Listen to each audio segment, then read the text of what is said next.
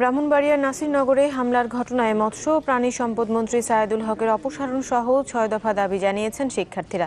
সন্ধ্যায় রাজধানীর শাহবাগে বিক্ষোভ সমাবেশে তারা বলেন, মঙ্গলবারের মধ্যে সায়েদুল হককে অপসারণ করা না হলে সারা দেশে তারা অবস্থান কর্মসূচি পালন করবেন। এদিকে আজ দুপুরে নাসিরনগরের ঘটনাস্থল পরিদর্শন করে অপরাধীদের আইনি সহায়তা না দেওয়ার ঘোষণা দিয়েছে সুপ্রিম কোর্ট আইনজীবী সমিতি। আর রাজধানীতে একটি অনুষ্ঠানে স্বরাষ্ট্রমন্ত্রী আসাদুজ্জামান খান কামাল আবারও বলেছেন, অপরাধীদের কোনো ছাড় দেয়া হবে না।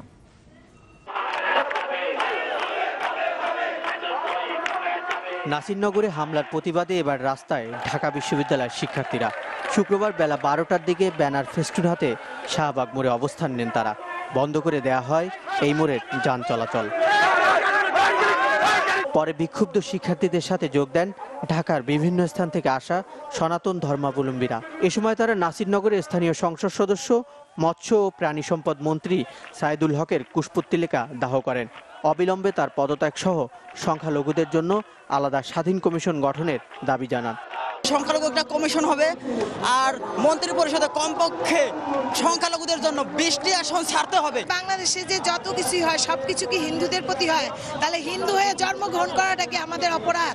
মন্ত্রিত্ব এবং সংসদ সদস্য পদ থেকে যদি অব্যাহতি না দেওয়া হয় এবং আগামী 3 দিনের মধ্যে এই দাবিগুলো যদি পূরণ করা না হয়, তবে আগামী 15 নভেম্বর 2016 মঙ্গলবার সকাল 10টায় এই শাহবাগ সহ সারা দেশে একযোগে আমরা অবস্থান ধর্মঘট করব। একই দাবিতে জাতীয় প্রেস ক্লাবের সামনে মানববন্ধন ও রাস্তা অবরোধ করে সনাতন ধর্মাবলম্বীরা।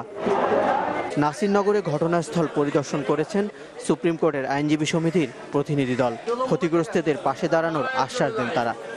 আপনার এখানে যারা ক্ষতিগ্রস্ত হয়েছেন তাদের আইনগত সহায়তা সহ যেরকম সহায়তা প্রয়োজন সেটা আমরা জানার পরে আমরা ব্যবস্থা গ্রহণ করব।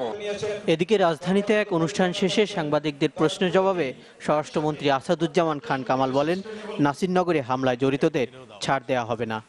এগুলি পুলিশি প্রক্রিয়া। এই যতক্ষণ পর্যন্ত চূড়ান্তভাবে আমরা ডিটেক্টকে রক্ষা নাও করতে পারি ততক্ষণ পর্যন্ত এই ধরনের অ্যারেস্ট কিংবা এই ধরনের চলবে। গত 30 অক্টোবর ব্রাহ্মণবাড়িয়ার নাসিরনগরে বেশ কয়েকটি মন্দির ও হিন্দুদের বাড়িঘরে হামলা চালায় দুর্বৃত্তরা। আহসান হিমেল, চ্যানেল 24।